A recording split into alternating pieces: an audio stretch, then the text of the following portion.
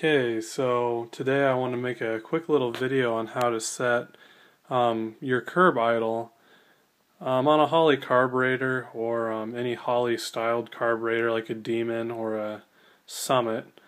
You know, a lot of them run this standard linkage, and what they tell you in the Holley videos is to adjust this screw right here, and what it does is when it's turned, it adjusts your primaries. Your throttle blade position. Now this advice, I don't really care for, because you can get into a lot of problematic situations where you overexpose your transfer slots, and that's a common problem. A lot of light acceleration, lean stumble, and stuff like that are to account for a lot of this bad transfer slot position. We'll flip the carburetor over here and we'll see exactly what I'm talking about with transfer slot position. So here we have our carburetor flipped over, and these are the primaries and these are the vacuum secondaries. As you can see, we have, if we can not get in the light here, focus, we have a transfer slot right here, these little dots. Move our glare here so maybe we can, there, that's a good idea. And what you go for here is you want them to be about square. Now as you see, as you open the throttle, that's why they're called a transfer slots. It's literally a slot, and their job is to transition from, idle to off idle. And when you open your throttle blades, there's a momentary point of from the idle circuit, and then before it pulls enough vacuum to pull through your boosters. So that's the job of these transfer slots, along with the accelerator pump.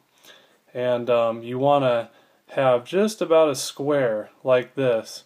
Literally you want to look at it and see a square, and you want that much showing so that you have a vacuum signal through it. So if it's closed off where you don't see any of this square and you give it gas, then you'll have a lean bog, and most bogs that you experience will be a lean bog. So a little note there. But anyway, so you want to have that square showing so you have good vacuum signal. You don't want to overexpose them, because then your idle mix screws really don't do anything, and you can have erratic idles, and when you shut it down you'll have run on and a whole bunch of not too fun stuff. So you really want to have your carburetor flipped over and set those well before you install your carburetor. Now a lot of people ask, well, what the heck, then how do I set my idle? Now what I've done is I set it with my secondaries, and there's an adjustment screw, if you see your vacuum canister right here, that has your vacuum secondary spring. This right here, there's normally a screw in there. Now we'll see if we can get this over where we can see it, but anyway, what I went ahead and did was you can kind of see it there. I went ahead and replaced the screw, which is normally slotted, with something I can get at with an Allen key, and this part of the carburetor is exposed, where if you have an Allen key with a 90-degree angle, you can stick it in and you can adjust your carburetor, your idle setting with for your secondaries, with your carburetor on your engine with it running. So in a bit we'll go out and we'll take a peek at my car and how I have it set up, but really that's how I like to set them up.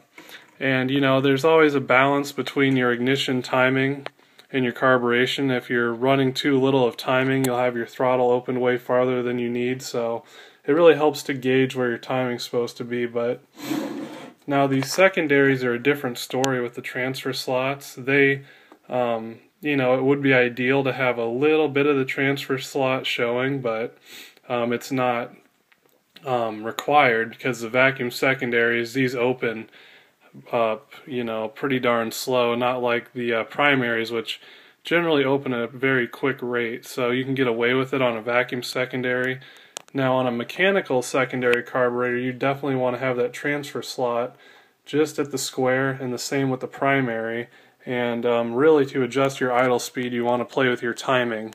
So obviously more engine timing will make your idle speed go up, and less engine timing will make it go down. So say you have all these squared up where you want them, and you want your idle speed to be, you know, less. You're idling at 1,000. Well, you could retard your ignition timing, you know, maybe 1 or 2 degrees at most, and it should bring you back into operating parameters. But anyway, just a real quick overview, and we'll go look at my car and how I have it set up and how it's real easy to get to. So anyway, again, really important to have these primaries just set up from the beginning. So here we go. So here we got the test mule 65 Galaxy, and we'll take a look here at where this is located.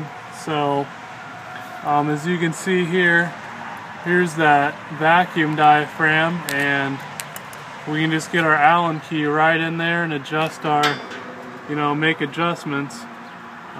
See if we can zoom this here.